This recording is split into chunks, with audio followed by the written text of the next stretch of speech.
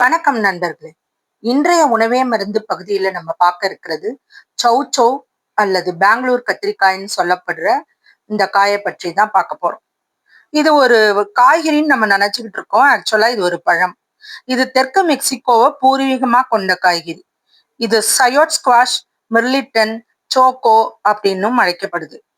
இது வந்து வெறும் சதை பகுதியை கொண்ட ஒரு வகையான பச்சை நிறமான காய். இது மேலுள்ள மெல்லிய தோல் முதல் நடுப்பாகம் வரைக்கும் சதை பகுதியாத்தான் இருக்கும். நடுப்பாகத்துல கூட விதையோ கொட்டையோ இருக்காது.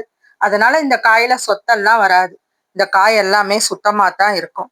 இந்த காயோட இந்த தனித்துவமான சுவைக்காகவும் அதிகமான நீர் உள்ளடக்கம் மற்றும் குறைஞ்ச கலோரி இருக்கிறதுனால இது இந்தியாவுல பரவலா சமையலுக்கு பயன்படுத்தப்பட்டு வருது. இந்த காய்கறியில சாலடு, குழம்பு, பொரியலு, கூட்டு அப்படின்னு எதை வேணா சமைக்கலாம். பச்சையா கூட இத வந்து கலோரி குறைப்புக்காக உட்கொள்றவர்களும் உண்டு.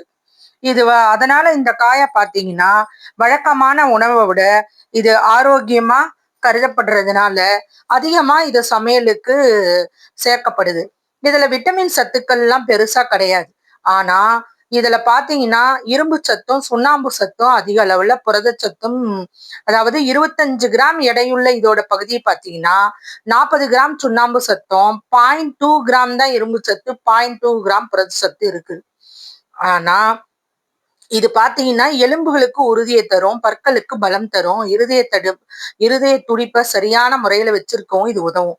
ஜீரண சக்தியை உண்டு பண்ணும், தசை வளர்ச்சிய சரிவர போஷிக்கும். வளரும் குழந்தைகளுக்கு சுண்ணாம்பு சத்து மிகவும் தேவை. இந்த காயை தொடர்ந்து நம்ம பயன்படுத்திட்டு வரலாம்.